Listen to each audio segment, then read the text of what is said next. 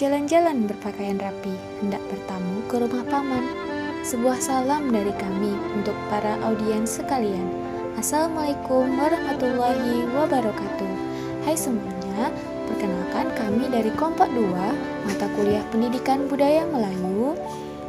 Kami akan mempresentasikan hasil diskusi kami tentang meminang dalam adat Melayu. Silakan simak materinya ya. Terima kasih.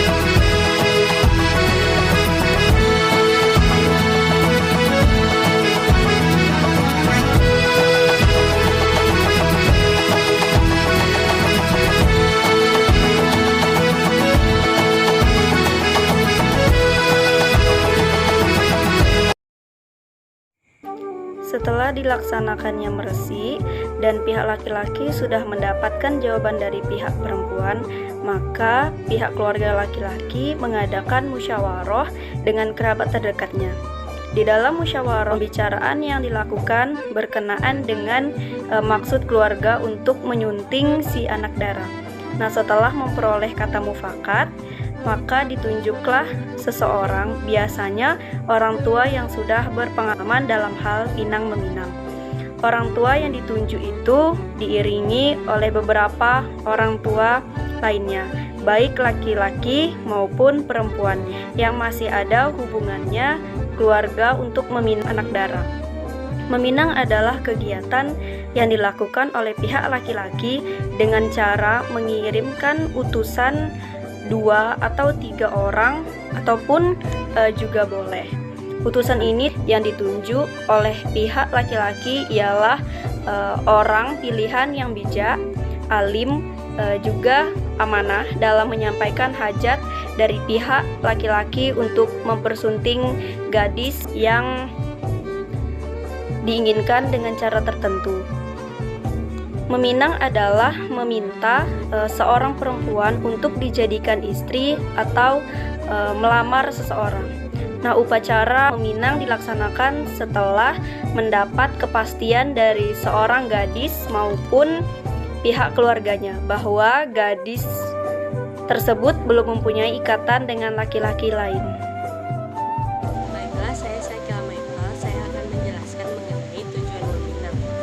Tujuan yang terkandung dalam kegiatan meminang ini yaitu membuat perjanjian antara pihak laki-laki dan perempuan. Perjanjian antara kedua belah pihak dibuat secara lisan. Beberapa perjanjian yang diputuskan itu biasanya meliputi bila waktu memberi tanda serta menentukan berapa pula besarnya antar belanja. Perjanjian yang disepakati sekaligus sebagai patokan waktu bagi pihak laki-laki dan perempuan untuk memberi kabar sanak famili. Demikian juga bahwa anak gadis yang sudah dipinang orang. Setelah semuanya dipersiapkan, maka berangkatlah utusan pihak laki-laki menuju rumah si anak darah untuk meminang. Biasanya waktu meminang setelah sholat isya, dikarenakan waktunya agak panjang. Kedua orang tua dari pihak laki-laki tidak menyertai utusan itu. Hal ini dikarenakan karena kepercayaan telah diberikan sepenuhnya kepada pihak yang mewakili keluarga. Hal lain yang menyebabkan kedua orang tua pihak laki-laki tidak ikut meminang adalah menghindarkan hal-hal yang tidak diinginkan, misalnya kekhawatiran pinangan ditolak. Itulah sebabnya kedua orang tua dari pihak laki-laki tidak ikut serta. Saya akan melanjutkan tentang peralatan dan perlengkapan. Upacara meminang membutuhkan beberapa peralatan atau perlengkapan meminang. Peralatan utama dalam upacara meminang adalah ciri beserta perlengkapan lainnya. Menurut ketentuan adat, ada tepak sirih terdiri dari 3 jenis, yaitu tepak sirih perisik, tepak tepak sirih peminang, dan tepak sirih pengikat janji. Tepak sirih lengkap dengan isinya, kemudian buah-buahan dan kue-kue. Pemberitahuan tentang kedatangan rombongan meminang diberitahukan, maka keluarga perempuan mengadakan persiapan menanti kedatangan bersama keluarga, serta mempersiapkan perangkat adat diantaranya tepak sirih. Isi tepak sirih adalah sirih, gambir, kapur, tembakau, pinang dikupas dengan ukirannya, serta kacip berkepala naga. Tepak ditutup dengan kain beludru hijau bertata sulam kelingkan, bunga cina bertabur bunga cengkeh. Pertanda hati ikhlas menanti dan mengharapkan perundingan berjalan dengan lancar. Baiklah, nama saya Nara Mawati Busra. Di sini saya akan melanjutkan penjelasan terkait dengan pelaksanaan meminang. Upacara meminang dilaksanakan setelah mendapat kepastian dari pihak seorang gadis ataupun pihak keluarganya yang menyatakan bahwa gadis tersebut belum memiliki ikatan dengan laki-laki lain. Nah, tahapan-tahapan dalam pelaksanaan meminang ini dibagi menjadi beberapa tahapan, yaitu yang pertama, pihak laki-laki menunjuk orang yang dituakan dan sangat paham dalam hal pinang meminang. Biasanya orang tersebut memiliki pengaruh dalam masyarakat seperti tok lebay, tok haji, tokoh adat, pemantun, dan pak imam. Sebelum berangkat meminang, di rumah laki-laki itu biasanya dilakukan yang namanya pembacaan doa selamat dan hidangan. Setelah semuanya dipersiapkan, maka berangkatlah utusan dari pihak laki-laki menuju rumah si anak dara untuk meminang. Biasanya waktu meminang dilakukan setelah sholat isya dikarenakan waktunya cukup panjang. Kedua orang tua dari pihak laki-laki tidak menyertai utusan itu dikarenakan kepercayaan telah diberikan sepenuhnya kepada pihak yang mewakili keluarga. Hal ini atau hal lain yang menyebabkan kedua orang tua pihak laki-laki itu tidak ikut meminang adalah menghindarkan hal-hal yang tidak diinginkan, misalnya kekhawatiran akan pinangannya ditolak. Itulah sebabnya kedua orang tua dari pihak laki-laki itu biasanya tidak ikut serta dalam upacara meminang ini. Saat menanti kehadiran dari pihak laki-laki, pihak perempuan pula mempersiapkan segala sesuatunya. Rumah ditata rapi supaya kelihatan molek dan berseri. Kemudian rumah pihak perempuan pintunya dibuka. Hal ini pertanda kehadiran dari pihak laki-laki dinantikan dengan senang hati. Kemudian sementara itu dari pihak perempuan pun telah mewakilkan kepada orang tua yang dipercayai menjadi wakil tuan rumah dalam acara peminangan ini. Kedua orang tua pihak perempuan biasanya tidak tampil di hadapan wakil dari pihak laki-laki. Setelah semua pihak datang berkumpul, maka upacara peminangan itu pun dimulai dengan elu-eluan dari pihak keluarga laki-laki sambil menyerahkan tepak sirih lengkap dengan isinya, yaitu susunan daun sirih yang diatur terungkup, kapur, gambir, dan pinang sebagai tanda permulaan dari pertemuan. Nah, sirih yang dibawa disuguhkan pada tetua dan pihak yang mewakili pihak perempuan. Sedangkan bawaan berupa buah-buahan dan kue-kue itu diserahkan kepada pihak perempuan. Pemberian dilakukan sebagai tanda terjalinnya hubungan persaudaraan di antara kedua belah pihak.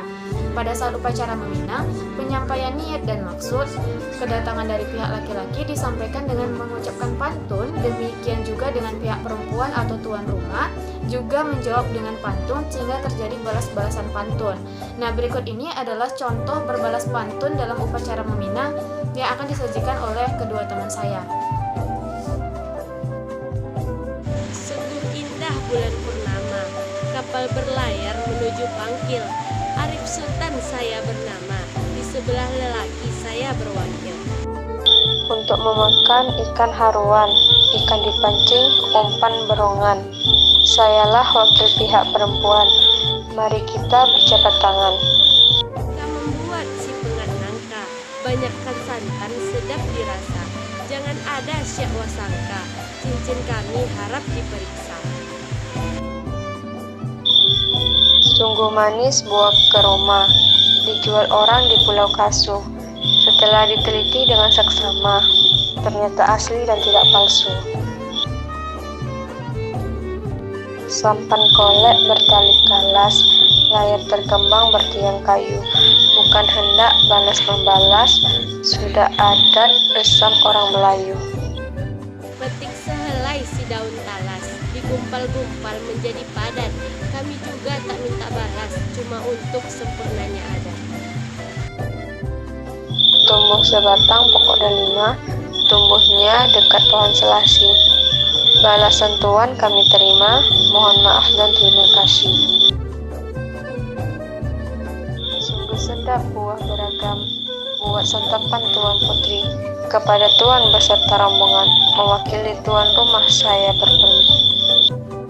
Jika Tuan pergi membuka, tahankan saya ikat sebelah. Kata dan janji sama diikat, sambil berdoa kepada Allah. Jalan-jalan ke kota Kediri, jangan lupa membeli alpukat. Demikian presentasi kami, semoga bisa bermanfaat. Baiklah, sekianlah presentasi dari kelompok 2. Lebih dan kurangnya kami mohon maaf. Kami akhiri dengan wabillahi taufiq wal hidayah. Wassalamualaikum warahmatullahi wabarakatuh. Terima kasih semuanya.